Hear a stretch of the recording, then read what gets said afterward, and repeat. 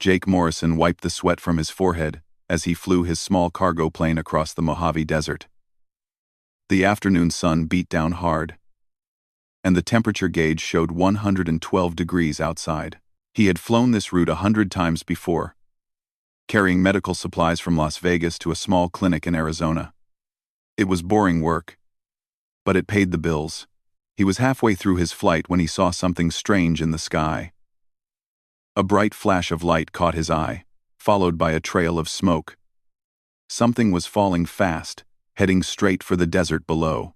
Jake leaned forward in his seat, watching as the object crashed into a valley about 5 miles to his west. The impact sent up a huge cloud of dust and sand. His first thought was that it might be a military jet, but the way it moved didn't look right. It had been too smooth, too controlled, until the very end. Jake grabbed his radio and tried to call it in, but all he got was static. Strange. His radio had been working fine just a minute ago. He knew he should keep flying. His cargo was important, and people were waiting for those medical supplies. But something made him turn the plane toward the crash site. Maybe someone needed help. Maybe he could make a difference. Jake circled the area once, looking for a place to land. The valley was rough and rocky, but he spotted a flat stretch about a mile from the crash site. He brought the plane down carefully, feeling every bump and shake as the wheels hit the desert floor. When he finally stopped, he sat there for a moment, wondering if he was making a huge mistake. The heat hit him like a wall when he opened the door. It was the kind of heat that made it hard to breathe, that made the air shimmer and dance. Jake grabbed his baseball cap, sunglasses, and a bottle of water. He also took his emergency kit, just in case. Then he started walking toward the crash site. The desert was quiet except for the crunch of his boots on the sand and rocks. As he got closer, Jake could see that this was no military jet. The wreckage was like nothing he had ever seen before. The metal was smooth and silver, with strange symbols glowing faintly along its surface. The design was too elegant, too advanced to be from Earth. Jake's heart started beating faster. He had just found an alien spacecraft. He approached slowly, carefully. Parts of the wreckage were still hot, and small fires burned here and there. The ship had broken into 3 main pieces. Scattered across about 50 yards, Jake could see what looked like a door hanging open on the largest section. He called out, not expecting an answer. "Hello? Anyone in there? I'm here to help." "I'm here to help." Silence. Then, a faint sound. A moan. Maybe. Or a cry for help. Jake moved faster, climbing over twisted metal to reach the opening. Inside, the ship was dark except for a few flickering lights. The air smelled strange, like ozone, and something sweet he couldn't identify. He found her in what must have been the cockpit. She was lying on the floor, surrounded by debris. Jake's breath caught in his throat. She was clearly not human. Her skin was a soft blue color that seemed to glow faintly in the darkness. She was tall, maybe 7 feet, with features that were both alien and somehow beautiful. She wore some kind of armor or uniform, torn and damaged. Blood, darker than human blood, seeped from wounds on her leg and side. Around her lay 3 other beings, similar to her but clearly dead. They wore different armor, probably guards or soldiers. Jake felt a wave of sadness for them, even though they were aliens. Death was death. No matter where you came from. The woman's eyes fluttered open. They were large and golden, with no white showing. She looked at Jake and tried to speak, but the words were in a language he didn't understand. Her voice was weak, filled with pain. "It's okay," Jake said softly. "I'm going to help you." He pulled out his phone to call for help, but it was dead. The strange interference from the ship. Probably. He tried his emergency radio, but it was the same. Just static. Jake looked at the woman again. She was badly hurt. In this heat, without water or medical care, she wouldn't last long. He checked his watch. It was 2 in the afternoon, the hottest part of the day. His plane was too small to carry her. And even if he could get her there, what then? She needed real help. Professional help. The nearest town with proper communication equipment was the outpost at Red Rock Station. Jake had been there once before. It was 90 miles south, straight across some of the worst desert terrain in the area. On foot.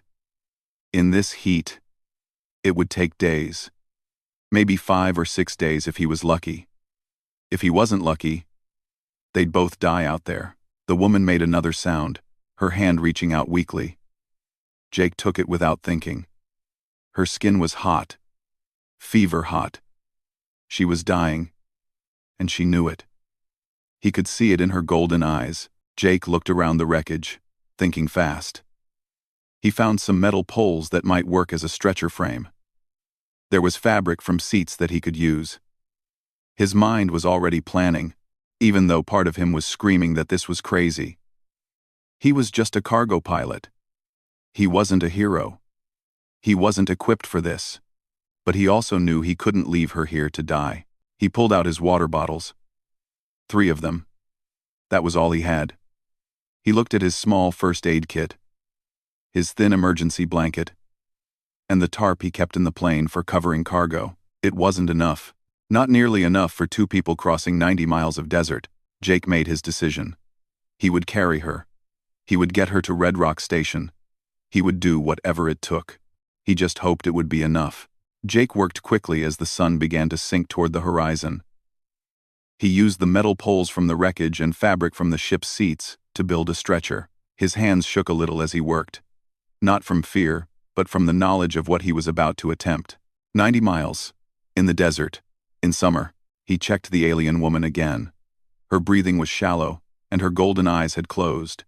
He needed to move her carefully. Using techniques he remembered from a first aid course years ago, Jake slowly shifted her onto the stretcher. She was heavy, much heavier than a human woman her size would be. Her bones must be denser, he thought. That was going to make things harder. Jake dragged the stretcher back to his plane. He loaded everything he could carry. The 3 water bottles, his first aid kit, the tarp, some dried food, a flashlight, and a knife. He left a note on the plane's seat explaining what happened and where he was going, just in case someone found it. Then, as the temperature finally started to drop below 100 degrees, he began walking south. The first few hours were the easiest. The evening air was cooler, and Jake's body was still fresh. He pulled the stretcher behind him, the metal poles digging into his shoulders where he had rigged up a harness from his belt and some rope. The woman drifted in and out of consciousness, sometimes moaning softly in her strange language. When darkness fell completely, Jake used his flashlight to navigate by the stars. He had always been good at reading the night sky, a skill his father had taught him during camping trips as a kid. He walked through the night, stopping every hour to rest for 10 minutes and give the woman small sips of water. Around midnight, she opened her eyes and looked at him clearly for the first time. She spoke again in her language, but Jake just shook his head. "I don't understand," he said gently. "But you're going to be okay. I'm getting you help." She seemed to understand his tone, if not his words. She tried to move, to get off the stretcher, probably realizing what he was doing, but Jake gently pushed her back down. "No way," he said. "You rest. I've got this." By dawn of the second day, Jake had covered about 15 miles. His shoulders ached, his legs burned, and blisters were forming on his feet. But he didn't stop. When the sun rose and the temperature started climbing again, he found a large rock formation that provided shade. He set up the tarp to create more shade and made the woman as comfortable as possible. During the hot hours of the day, they rested. The woman watched him with her golden eyes, and Jake talked to her even though she couldn't understand. He told her about his life, about flying planes, about his dog Rusty waiting for him back home. He told her stupid jokes and stories from his childhood. Somehow, talking made the situation feel less impossible. She started to respond, pointing at herself and saying something that sounded like, "Zareth." Jake smiled and pointed at himself. "Jake," he said. She repeated it, her accent making it sound exotic. "Jake." They continued like this, teaching each other simple words. She learned water, hot, walk, and help. He learned what he thought were similar words in her language, though he probably butchered the pronunciation. But it gave them a connection, something beyond just survivor and rescuer. On the third day, disaster struck. Jake checked the water bottles and realized they were down to half of the last one. He had been trying to ration it carefully, but the heat was worse than he had expected. His lips were cracked and bleeding. His tongue felt thick in his mouth. But Zareth looked worse. Her blue skin had taken on a gray tinge, and she was barely conscious. Jake made a decision. He gave her the last of the water. Every drop. She tried to refuse, pushing the bottle away weakly, but he forced her to drink. She needed it more than he did. He could last a bit longer. He had to. That afternoon, Jake collapsed. One moment he was pulling the stretcher, and the next he was on his hands and knees in the sand, his vision going dark around the edges. He tried to stand, but his legs wouldn't work. This is it, he thought. This is how it ends. He felt hands on him, surprisingly strong despite everything. Zareth had somehow gotten off the stretcher.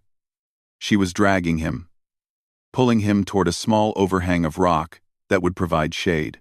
Jake wanted to tell her to stop, to save her strength, but he couldn't form the words. In the shade, Zareth did something Jake would never forget. She pulled out a small blade from her armor and cut her palm. Dark blue blood welled up. Then she pressed her hand to Jake's cracked lips. He tasted something sweet and strange, and suddenly energy flowed through him. Not much, but enough. Enough to breathe easier, enough to think clearly. Zareth held his face in her hands and spoke slowly in English. You, save, Zareth, Zareth, save. If you. She pressed her hand to her chest, then to his. Bound. We. Bound. Jake didn't fully understand what she meant, but he nodded. They were in this together now. Both of them, or neither of them. That evening, Jake found a dried creek bed. He dug down into the sand, remembering something about water sometimes being found underground in desert creek beds. His hands were raw and bloody by the time he found dampness. He dug deeper until a small amount of muddy water pooled in the hole. It wasn't much, and it looked terrible, but it was water. They shared it, both of them drinking the muddy liquid like it was the finest wine. Zareth managed to smile, her first one, and Jake laughed, despite everything. They looked ridiculous, two beings from different worlds, covered in dirt and blood, drinking muddy water in the middle of nowhere. On the morning of the 5th day, Jake saw buildings in the distance. Red Rock Station. They had made it. He wanted to run, to sprint the last mile, but his body had nothing left. He walked slowly, steadily, pulling the stretcher one more time. They reached the gates just as the sun reached its highest point. Jake saw people running toward them. He heard voices shouting. Someone was talking into a radio.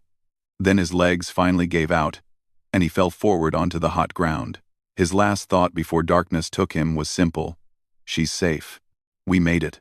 Everything else could wait. Jake woke up in a white room with machines beeping softly around him. For a moment, he had no idea where he was. Then the memories came flooding back. The crash. The alien woman. The desert. He tried to sit up, but his body protested. Every muscle ached. A nurse came in quickly. Mr. Morrison, please lie back down. You've been unconscious for 3 days. Your body needs rest. 3 days. Jake's throat was dry. The woman, he croaked. The blue woman. The nurse smiled. She's fine. More than fine, actually. She's been asking about you every day. The nurse hesitated. There are some people who need to speak with you. Important people. Are you feeling well enough? Are you feeling well enough? Jake nodded, and within minutes, 2 people entered his room. The woman was in her 50s, wearing a professional suit, with sharp eyes that seemed to see everything. The man was older, military, with gray hair and more medals on his uniform than Jake could count. "Mr. Morrison, I'm Ambassador Helen Price, and this is General Carson Webb," the woman said. "We need to talk about what happened in the desert." Over the next hour, they told Jake things that seemed impossible. The woman he had saved was Queen Zareth of the Corellian Empire, one of the most powerful civilizations in the galaxy. She had been on a secret diplomatic mission to Earth, coming to evaluate humanity for a possible alliance. Her ship had been sabotaged by enemies who didn't want that alliance to happen. "You saved the queen of an interstellar empire," General Webb said. "Do you understand what that means?" Jake shook his head. He was just a cargo pilot. He had just done what anyone would do. "Right? It means," Ambassador Price said carefully, "that you've changed everything. The Corellian Empire is grateful, very grateful. And Queen Zareth has been very clear about wanting to see you." They brought Jake to a conference room 2 days later, when he was strong enough to walk. He was nervous, wearing clean clothes that someone had brought him but still feeling out of place. The room was full of people, humans and aliens alike. Guards stood at attention, and everyone seemed to be watching him. Then Zareth entered, and Jake barely recognized her. She was dressed in elegant robes that shimmered like water, with a crown of what looked like living light on her head. She was regal, powerful, and completely different from the dying woman he had pulled through the desert. Her wounds were completely healed. She looked like she had never been injured at all. But when she saw Jake, her formal expression melted into a genuine smile. She spoke to her guards in her language, and they all left the room. Then it was just Jake, Zareth, and the 2 diplomats. "Jake," Zareth said in English. Her accent was still there, but her English had improved dramatically. "You are well?" "I'm okay," Jake said. You look completely healed. Our medical technology is advanced," Zareth explained. "But without your help, I would have died before my people could find me." She stepped closer. "By the laws of my people, you have earned a life debt. I owe you anything within my power to grant. Anything you want, you need only ask." Jake felt uncomfortable. "I don't want anything. I'm just glad you're okay." Zareth looked at him for a long moment, something like wonder in her golden eyes.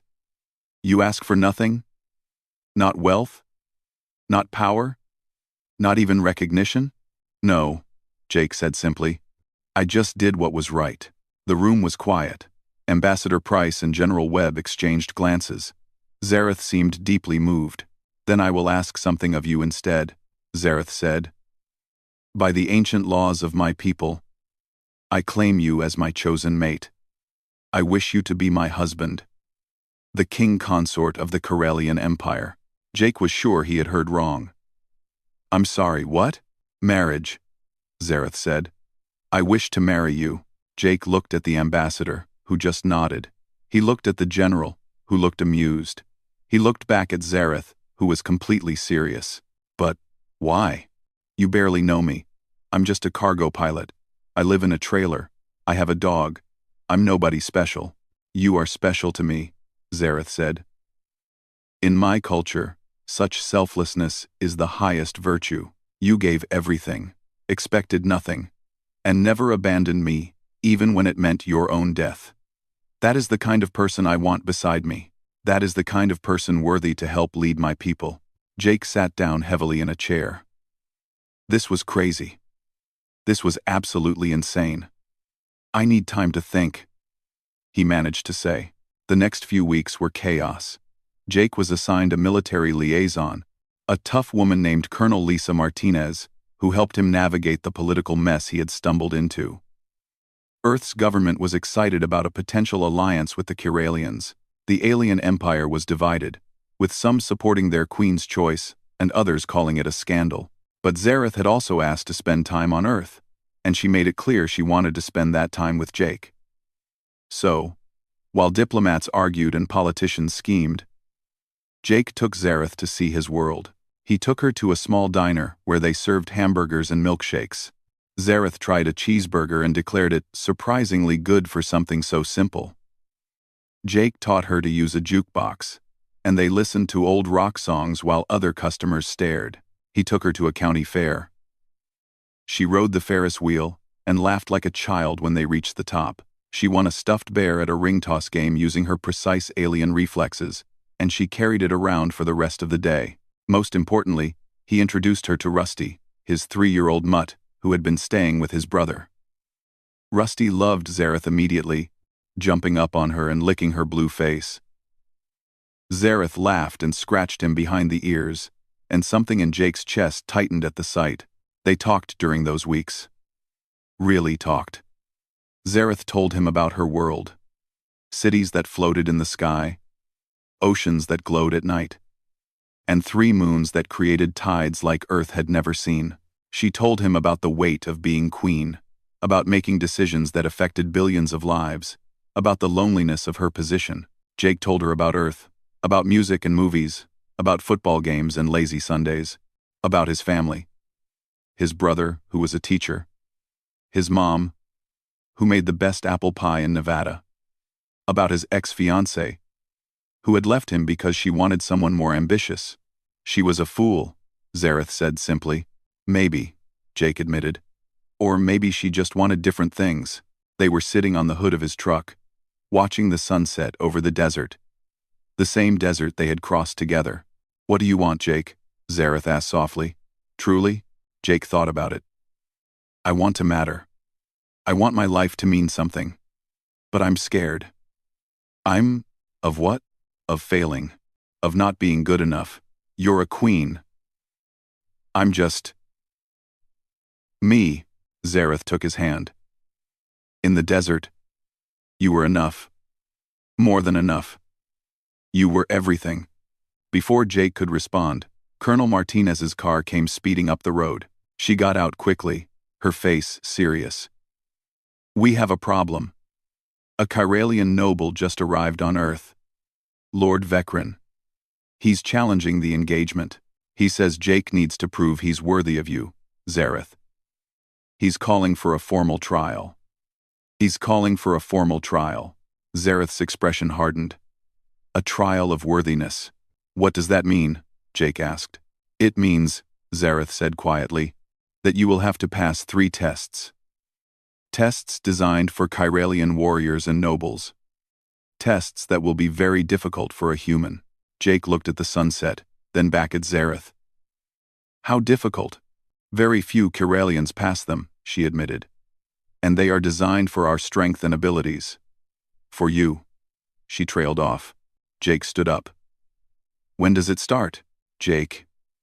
You don't have to do this, Zareth said quickly. We can refuse.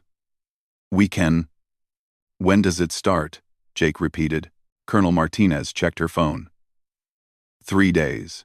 And it will be broadcast across both Earth and the Chiralian Empire. Billions of people will be watching. Jake nodded slowly. Then I guess I'd better get ready. The trial was set to take place in a massive arena that the Chiralians had built just outside of Las Vegas. It appeared overnight, their technology making it possible to construct in hours what would take humans months. Jake stood at the edge of the construction site, staring at the gleaming structure. It looked like something from a science fiction movie, all smooth curves and glowing lights. It's designed to look impressive, Colonel Martinez said beside him. Intimidation is part of the test. Jake's brother, Danny Morrison, had arrived that morning from California. He was a high school teacher, shorter than Jake and wearing glasses, but he had always been the smart one in the family. This is insane, Danny said. You're really going to fight an alien warrior? Jake, you couldn't even beat me at arm wrestling last Thanksgiving. Jake, thanks for the confidence, Jake said dryly. I'm just saying, there has to be another way. But there wasn't. Lord Vecren had made sure of that. The Chiralian noble was tall, even for his species. With dark blue skin and cold eyes, he had held a press conference where he claimed that Zareth's desire for a human mate proved she was mentally unstable from her injuries. He said the trial was necessary to protect both the Queen and the Empire. Zareth was furious, but her hands were tied by her own laws. If she refused the trial, It would look like she agreed with Vecren's assessment. If Jake refused, it would seem like he was unworthy. The only way forward was through. "Tell me about the tests again," Jake said to Colonel Martinez as they walked back to the hotel. "3 tests," she said, reading from her tablet. "First is the test of strength. Physical combat against a Chiralian warrior. You don't have to win. Just prove you won't give up. Second is the test of wisdom. You'll be presented with complex political scenarios and have to make decisions. Third is the test of heart. That one is less clear. Something about a meditation chamber that shows your true nature." "Great," Jake muttered. "So I have to fight someone who could probably snap me in half, solve problems I know nothing about, and then have my soul examined. Piece of cake." That night, Jake couldn't sleep. He sat on his hotel balcony, looking out at the lights of Las Vegas. He heard the door open behind him and turned to see Zareth. She was wearing human clothes now, jeans and a simple shirt, trying to blend in. It didn't really work. Her blue skin and 7-foot height made her stand out anywhere. "You should not do this," Zareth said quietly. "I can find another way." "There is no other way," Jake replied. "You know that. I could refuse you. Tell everyone I have changed my mind." Jake looked at her. "Is that what you want?" "No," she said immediately. "But I do not want you hurt because of me. Not again. Zareth, I walked 90 miles through the desert for you. 3 tests in an arena don't scare me any more than that did. You could have died in that desert. But I didn't. We didn't." Jake stood up and took her hands. "You asked me what I want. I want a life that matters. I want to be with someone who makes me want to be better. I think that's you." Zareth's golden eyes shimmered with something that might have been tears. "You are the strangest human I have ever met." "Zareth's. I'm probably the only human you've met." She laughed, and the sound made Jake smile. They stood there for a while, just holding hands and watching the city lights. The day of the trial arrived. The arena was packed with people, both human and alien. Cameras were everywhere, broadcasting to billions of viewers across multiple worlds. Jake walked into the center of the arena, wearing simple athletic clothes. He felt very small and very alone. Lord Vecren stood in a special box, looking pleased with himself. Zareth sat in another box, her face carefully neutral. But Jake could see the worry in her eyes. The first test began. A Chiralian warrior entered the arena. He was massive, probably 8 feet tall. With muscles that looked like they were carved from stone, he carried no weapons, which meant it would be hand-to-hand combat. The warrior bowed slightly to Jake, a sign of respect, and Jake returned the gesture. Then the fight began. The warrior moved fast, incredibly fast. His first punch would have knocked Jake unconscious if it had connected, but Jake's brother had spent the last 2 days teaching him everything he could remember from his brief time in the military. Jake dodged, barely, and tried to counter with a punch of his own. It was like hitting a brick wall. The fight was brutal and short. The warrior was stronger, faster, and better trained. But Jake remembered what Colonel Martinez had said. He didn't have to win. He just had to not give up. So every time he got knocked down, he got back up. Every time the warrior landed a hit, Jake stayed on his feet. The crowd started to murmur. Then some started to cheer. Jake was losing badly, covered in bruises, bleeding from a cut above his eye. But he wouldn't stay down. Finally, after what felt like hours but was probably only 10 minutes, the warrior stopped. He bowed to Jake again, this time deeper. "You have honor," the warrior said in English. "I have fought many warriors. Few show such spirit." Jake could barely stand, but he bowed back. "Thanks. I think." The crowd was cheering now, even some of the Chiralians. Jake had lost the fight but passed the test. Lord Vecren looked annoyed. The second test came after Jake had been given an hour to rest and receive medical attention. He sat in a chair in the center of the arena, while screens around him displayed a complex scenario. A planet was facing a food shortage. 2 colonies were fighting over resources. There were trade agreements, political alliances, and historical conflicts all tangled together. "You must decide how to solve this," a voice announced. "What would you do?" Jake read through all the information. His head was still ringing from the fight, and the political situation was incredibly complex. He didn't understand half the references to Karelian history and culture. He could try to fake his way through it. To pretend he understood more than he did, that was probably what was expected. Instead, Jake spoke honestly. "I don't know enough about Karelian culture to make a perfect decision here.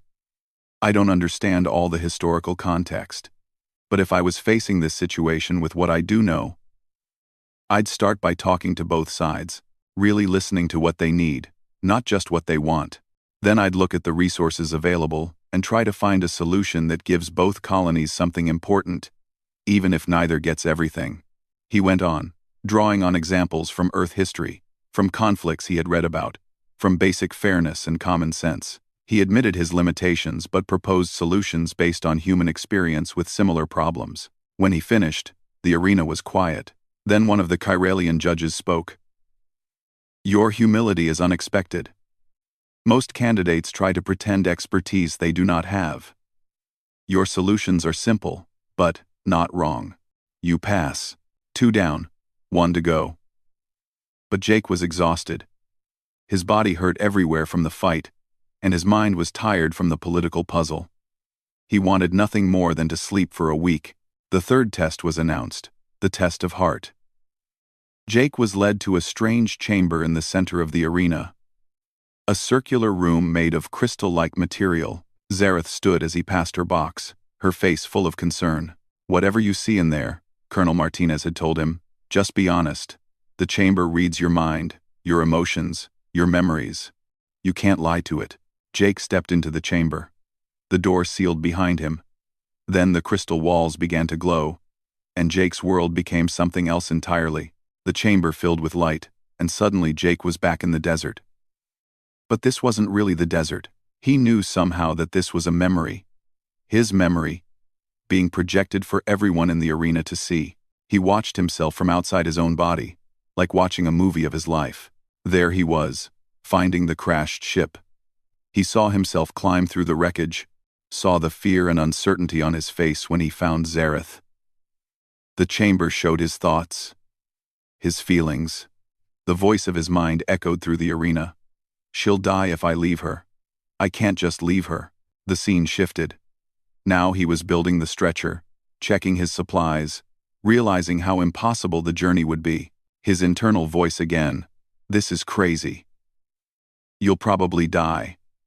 But what else can you do? You can't just walk away." The crowd in the arena watched in silence as Jake's memories played out. They saw him pull the stretcher through the night. They saw him give Zareth the last of the water, his thoughts clear. "She needs it more. I can last a bit longer." Number. They saw him collapse on the 3rd day, his vision fading, his body failing. His last thought before he fell. "I'm sorry. I tried." Oh, but then the chamber showed something Jake hadn't known. It showed Zareth's perspective, her memories of the same events. The crowd saw her watching Jake struggle, saw her growing respect and wonder. Her thoughts were translated into words everyone could understand.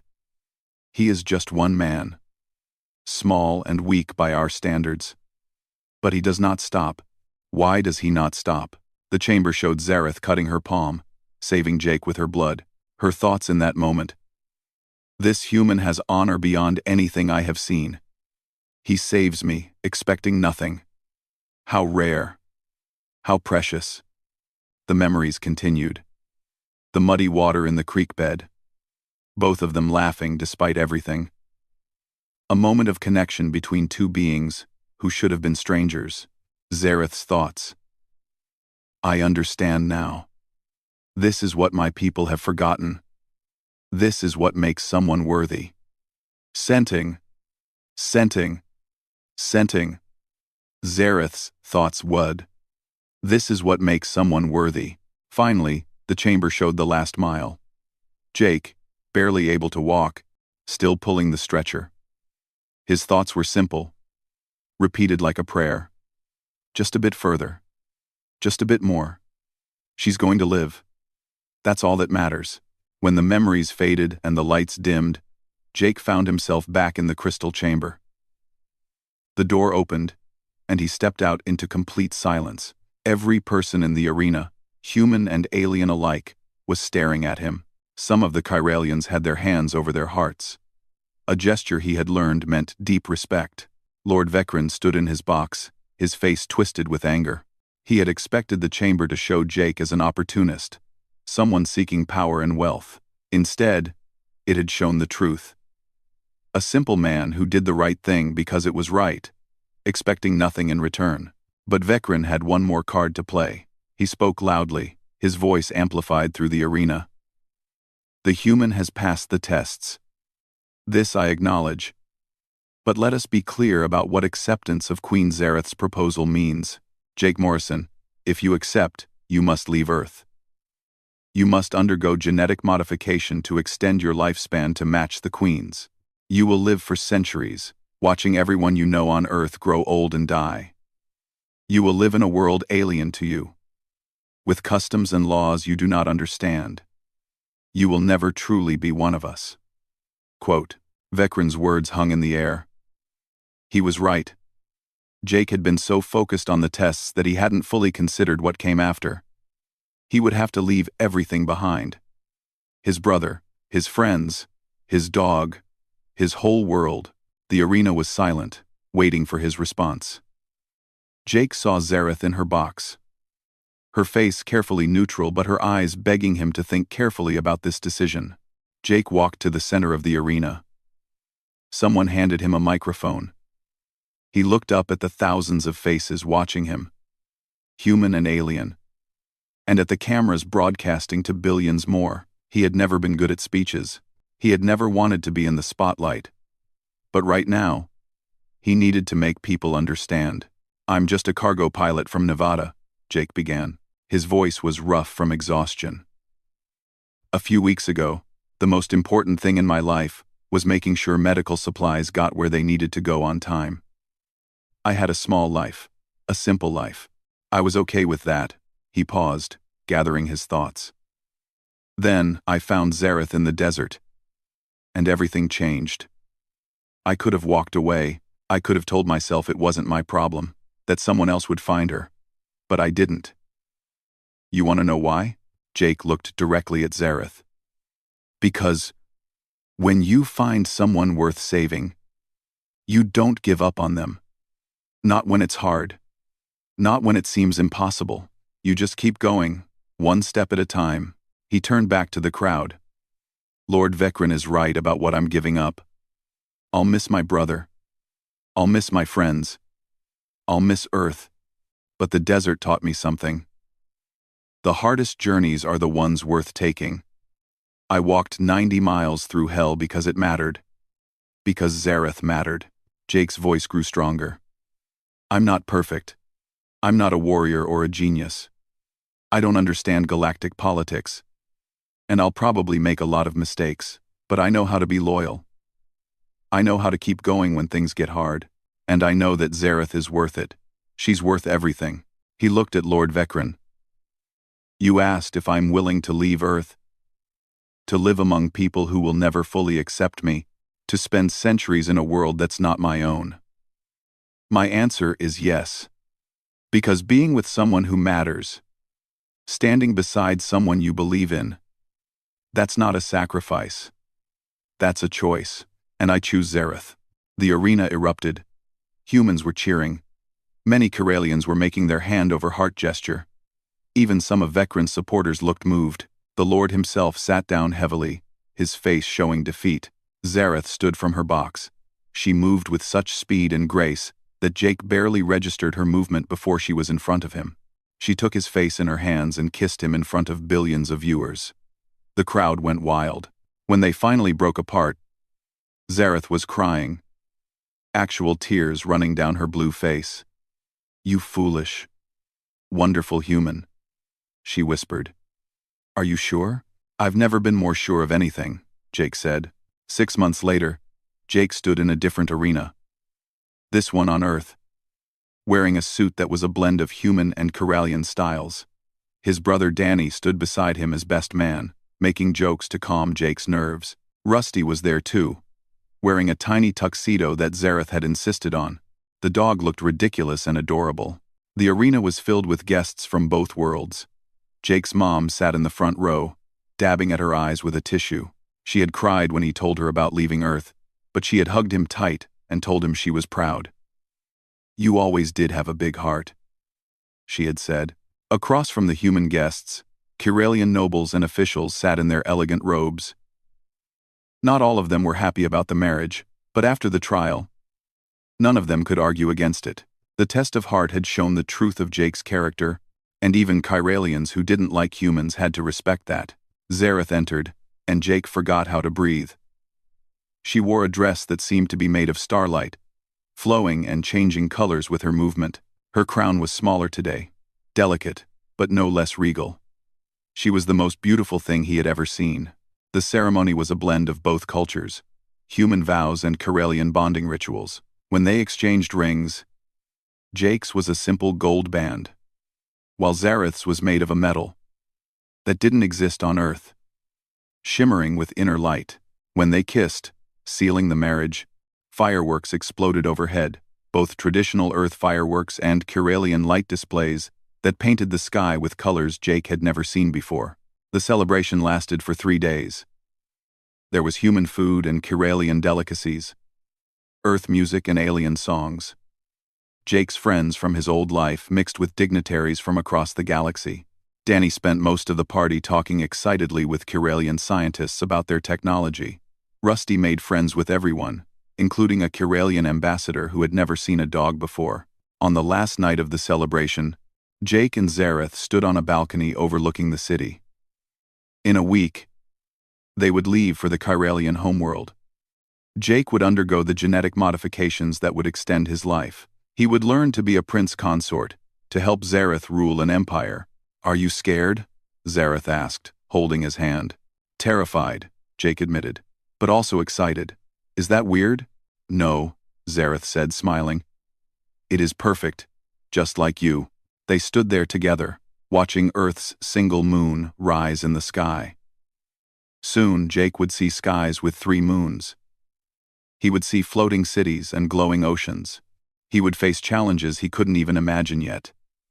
There would be people who doubted him, who thought a human had no place as prince consort.